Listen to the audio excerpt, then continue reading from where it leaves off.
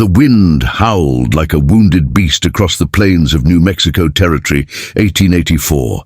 Snow swirled in endless white fury, devouring the horizon, burying fences, and erasing every sign of life. The rancher leaned low over his horse's neck, squinting through the storm. His breath came out in heavy clouds, instantly freezing in the air. He had weathered countless winters in the high desert, but this one was different, harsher, colder, and more unforgiving than any before. The land itself seemed to be warning him to turn back. Still, something in the distance caught his eye, a faint, unsteady movement against the white void.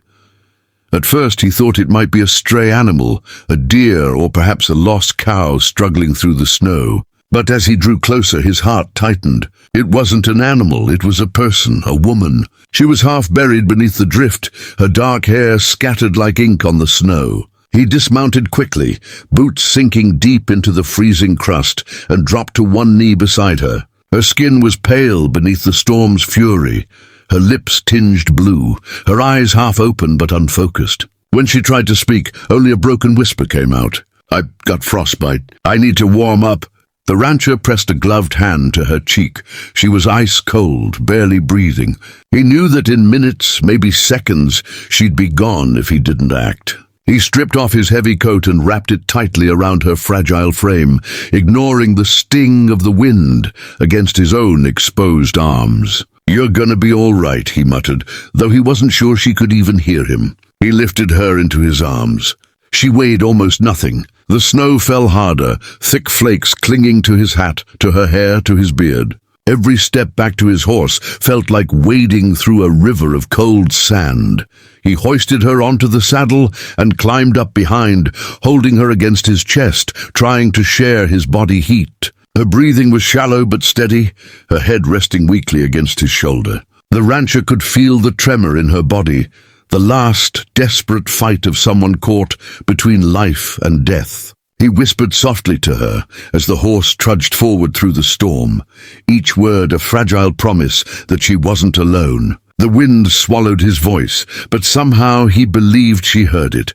Hours seemed to pass in slow, frozen motion. The trail to his cabin had vanished beneath the snow, but he knew the land well enough to feel his way home. The storm blurred the world into white oblivion, erasing distance, direction, and time. He thought of his late wife, long gone to fever years ago, and the empty silence that had followed.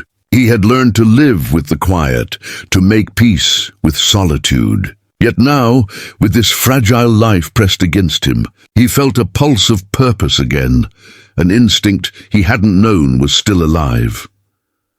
When the dim outline of his cabin finally emerged from the storm, he almost didn't believe it was real. The old structure, sturdy but scarred by years of wind and dust, stood like a sentinel against the white chaos. He dismounted quickly, still holding the woman close, and kicked open the cabin door with his boot. The warm air from the dying fire hit his face, a relief and a reminder that life could still exist in this frozen wasteland. He laid her gently on the bearskin rug near the hearth, then went to work with practiced urgency. He stoked the fire, feeding it kindling and logs until the flames roared high, painting the room in flickering orange light. The warmth began to fill the small space, fighting back the chill that clung to their clothes and skin. He returned to her side, removing the snow-caked coat and wrapping her in a thick wool blanket. Her hands were white, fingers stiff and unresponsive. He took them in his own, rubbing them gently, trying to coax warmth back into them. Her breathing was still faint, but her pulse, weak though it was, continued. "Come on now," he whispered, voice low, rough with worry. "Don't give up." "Not yet." He moved closer to the fire, cradling her hands, rubbing her arms, doing everything he could to restore life's fragile spark. Minutes turned to hours. The storm outside raged on, rattling the cabin walls and screaming against the windows, but inside there was only the sound of crackling flames and her shallow breaths. Slowly, color began to return to her cheeks. A faint tremor passed through her body, a good sign. She was fighting her way back. The rancher watched her face in the firelight, the contrast of her dark hair against the pale blanket, the delicate lines of strength and endurance etched in her features. She was young, no older than 22, he guessed. Apache, from her dress and the faint markings on the beaded pouch at her waist. He had seen many tribes pass through these lands, but rarely up close, and never like this. There was something hauntingly beautiful about her, fierce even in weakness, proud even on the edge of death. When she stirred again, her voice was almost too faint to hear. "Why, help me," she whispered, eyes fluttering open, pupils reflecting the firelight. He looked down at her, his expression unreadable but kind. "Because no one deserves to die out there," he said simply. She studied him for a moment, as if testing the truth of his words, then closed her eyes again, exhausted. He could see the tension slowly leaving her body, replaced by fragile, hesitant trust. The night wore on, the storm refusing to relent. He fed the fire until the logs glowed red, then settled into the chair nearby, watching over her like a silent guardian. Every few minutes he checked her pulse, listened to her breathing, made sure her hands stayed warm. Somewhere in the darkness between one gust of wind and the next, he realized how long it had been since he had spoken to anyone, since his voice had filled the space with anything other than memory. This woman, fragile yet unbroken, had brought something back into the cabin, something human, something alive. When dawn finally crept across the horizon, the storm began to ease. The howling wind quieted to a whisper, and the first soft light of morning spilled through the frost-covered window. The rancher stirred the fire, glanced at her once more, and saw that her face had regained its warmth. She was breathing steadily now, her hands relaxed at her sides. For the first time, he allowed himself to exhale, the weight of the night lifting from his shoulders.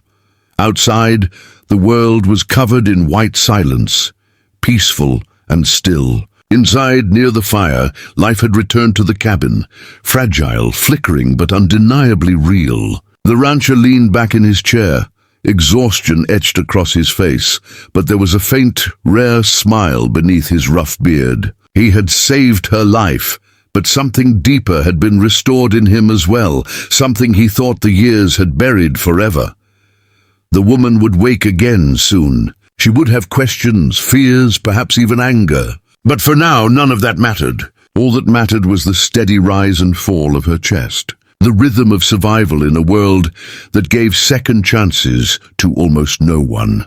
And as the firelight danced across the walls of the cabin, two strangers, one scarred by solitude, the other by survival, lay quietly in the fragile peace that winter had granted them. Outside, the desert slept beneath a blanket of snow, and for the first time in many years, the lonely rancher felt the faint, unfamiliar warmth of hope. The wind clawed against the cabin walls, groaning through the cracks like an old ghost refusing to leave. The fire inside burned low and steady, casting long amber shadows across the rough-hewn floorboards. The Apache woman stirred beneath the thick wool blanket, her breath shallow but no longer fragile. Each rise and fall of her chest was a small victory against the storm that had nearly claimed her. She blinked slowly, taking in her surroundings, the single room, the hanging lantern, the faint smell of pine and smoke, and then her eyes found him, sitting by the fire, sharpening a knife with quiet patience. He didn't notice her wake at first. His movements were slow, practiced, the way of a man who had long learned to live by his own rhythm. When he finally glanced up, their eyes met. He set the knife aside immediately, rising to pour warm water from the pot near the hearth. "You should drink," he said, his voice low, calm as the snow outside. She hesitated, unsure whether to trust the offer, but her body ached for warmth. He held the cup to her lips, steadying her trembling hands. The water was plain, but to her it tasted like life itself. When she tried to speak, her voice cracked. "Why help me?" she whispered. His expression softened, though the lines on his weathered face didn't. "Because you were dying," he said simply. "And no one deserves to die in the cold." She looked at him then, really looked. His eyes were pale gray, like the sky before snow. He wore no badge, no army insignia, no mark of tribe or town, just a worn coat and the kind of silence that came from too many winters alone. Something about that silence felt safe. He began tending to her wounds again, unwrapping her frostbitten hands and rubbing them gently with a salve of bear grease and herbs. His touch was careful, never lingering, but full of quiet intent. She flinched at first, out of habit more than fear. No man had ever touched her without demand. Yet his hand spoke differently, steady, protective, patient. She could feel the heat returning to her skin under his care, though her heart still trembled between gratitude and confusion. The firelight painted the room in shades of gold, and in its warmth her defenses began to melt, slow as the snow outside. Hours passed in that fragile silence. The storm still raged, hammering the roof and windows, but inside the cabin it was as though time itself had slowed. He moved with quiet precision, cooking something over the fire. Salt pork, beans, and a bit of coffee so bitter it stung the air. When he offered her a tin bowl, she accepted it without a word. Her fingers were too stiff to hold it steady, so he crouched beside her and steadied her hand. "Easy now," he murmured. She met his gaze briefly, then looked away, embarrassed by her weakness. "Thank you," she said, her voice barely audible. He only nodded. "You do the same." For a long while they ate in silence, the only sounds the crackle of wood and the faint hiss of snow on the chimney. When she finished, he set the bowl aside and leaned back in his chair. The firelight flickered over his face, revealing a deep scar that cut across his jaw, an old wound, clean and deliberate. She studied it, then asked softly, "You fought before?" He glanced at her, his jaw tightening. "Long ago. Doesn't matter now." His answer was final but not unkind. She didn't press further. They were two people carved by hardship, each carrying ghosts they didn't yet name.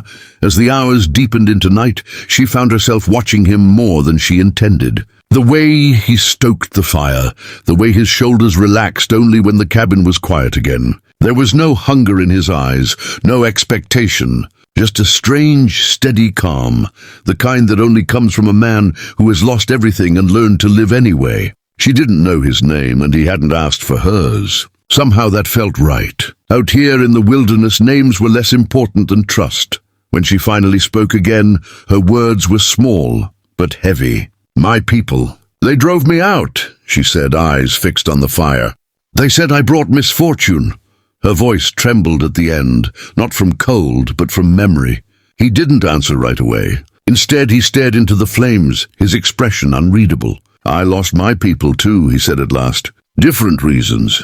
Same result." The truth in his voice settled between them like a shared scar. She looked up, and for a fleeting second their pain mirrored each other perfectly.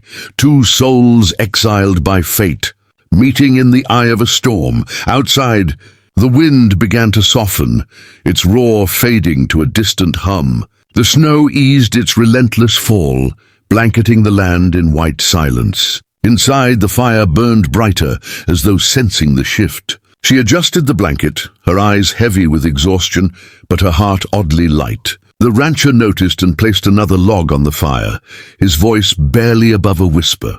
"Sleep. You'll need your strength when the storm clears." She hesitated, then asked softly, "And when it does?" He paused, considering. "Then we figure out what comes next." She nodded, too tired to argue.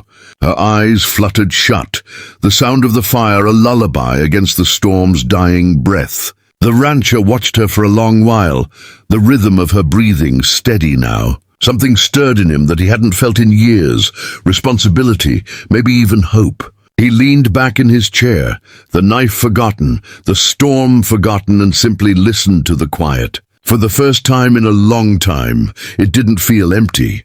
Hours later, just before dawn, she stirred again. The fire had burned low, casting the room in soft orange glow. She turned her head slightly, watching the man still awake, sitting where he'd been all night. "You didn't sleep," she said weakly. He gave a faint smile. "Didn't need to." He handed her another cup of warm water, and this time she managed to hold it on her own. The strength in her hands had returned, faint but growing. "You'll live," he said. "You just need time." She looked at him then, and her lips curved into the smallest, most genuine smile he'd ever seen. "Maybe we both do." The fire crackled softly, breaking the silence between them. Outside, the world began to glow with the first light of morning. The storm had passed, leaving the land untouched and pure, like a second chance waiting to be claimed. Inside, two strangers sat by the fire, one learning how to live again, the other learning how to trust. And though neither spoke it aloud, they both understood the same quiet truth. Sometimes, the hardest thaw isn't the snow outside, it's the heart learning to feel warmth again. The rancher rose to his feet and stepped to the window, watching the dawn creep over the plains. Behind him, the woman stirred, her eyes following the dance of light across the cabin walls. The firelight caught her face, revealing the faintest trace of peace where fear had once lived. She would heal. He would too. The storm had broken, and with it, something inside both of them had begun to mend. And so, in that small cabin lost in the vastness of the frontier, beneath a sky washed clean by snow, two lives, once stranded in cold solitude, began to move toward the same fragile, flickering warmth.